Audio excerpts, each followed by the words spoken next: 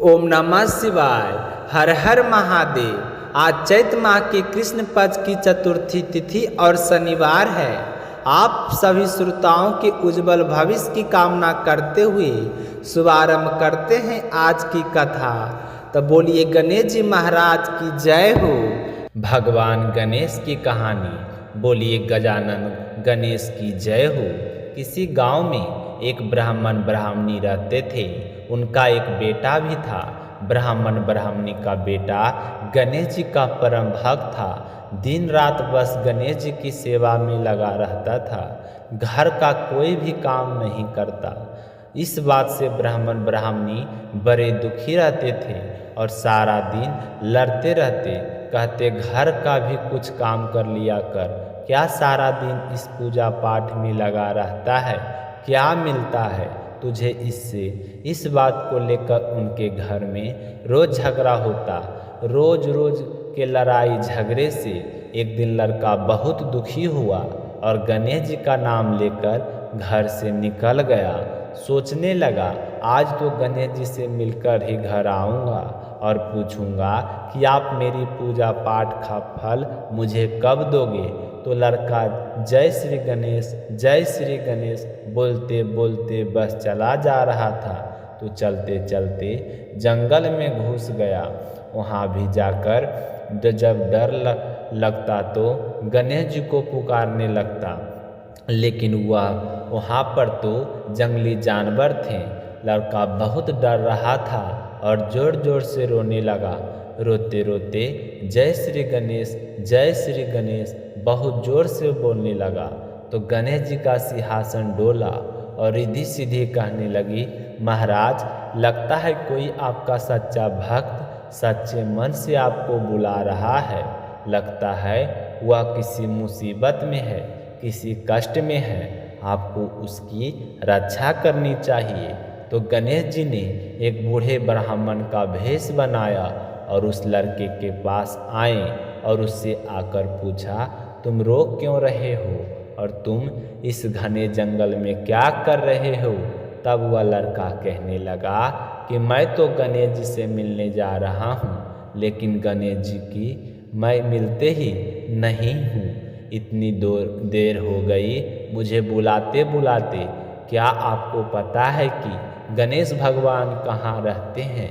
तो ब्राह्मण भेषधारी गणेश जी बोले कि तुम अपने घर चले जाओ, नहीं तो इस घने जंगल में तुम्हें शेर चीते भालू खा जाएंगे।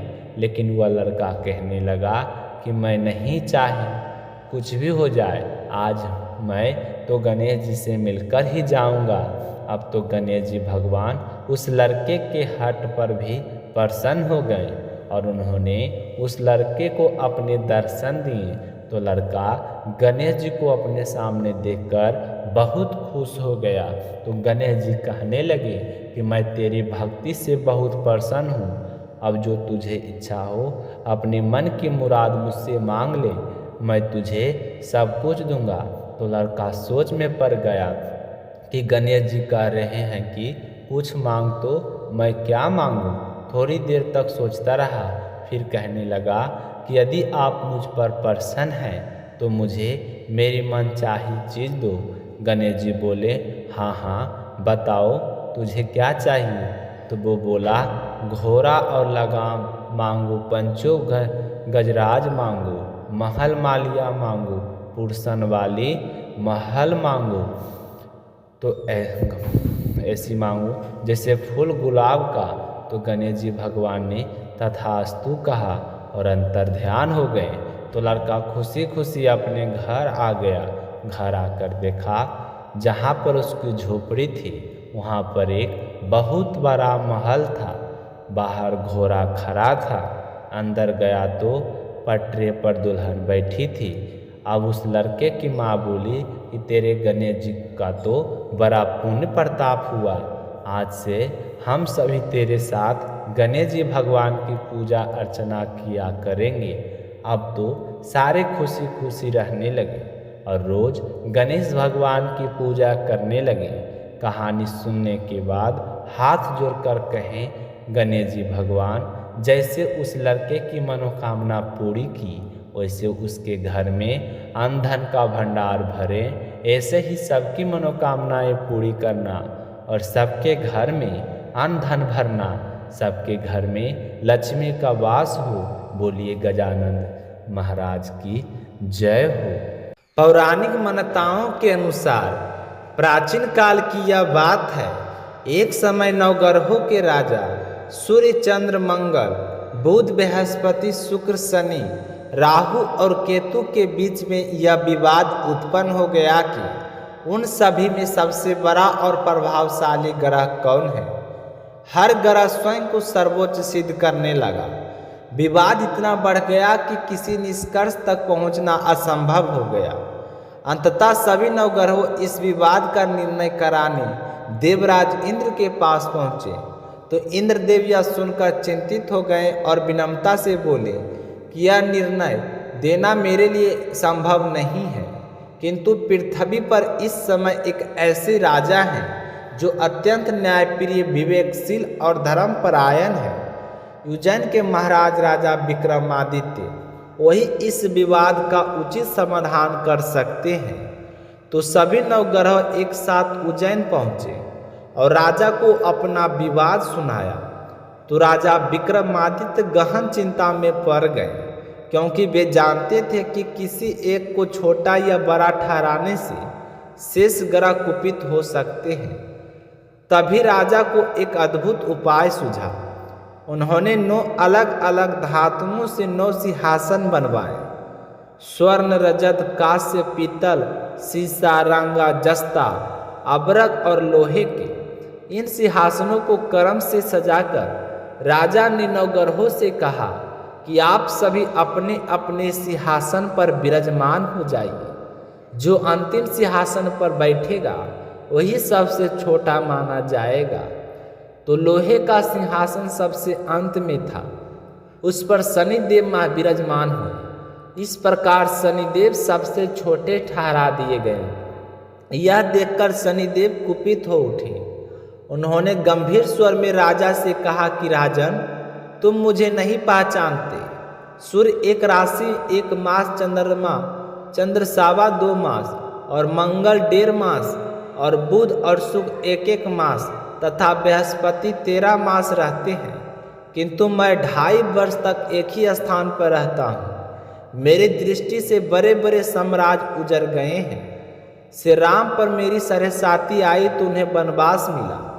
रावण पर मेरी दशा आई तो उनकी लंका नष्ट हो गई। अब सावधान रहना, अगली विपत्ति तुम्हारे जीवन में आएगी। यह कहकर शनिदेव वहाँ से अंतर्ध्यान हो गए। तो अन्य ग्रह प्रसन्न होकर अपने अपने लोक चले गए। कुछ समय पश्चात राजा विक्रमादित्य पर शनि की सरहसाती प्रारंभ हुई। तो शनिदेव घोड़े के सौदागर का रूप धरकर नगर आए और राजा ने उत्तम घोड़े खरीदने का आदेश दिया।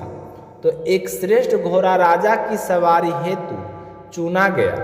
तो जैसे ही राजा उस घोड़े पर सवार हुए, वह घोड़ा इतना तेज से दौड़ता हुआ वन की ओर चला गया और वहां पहुंचते ही अंतर्ध्यान हो गया।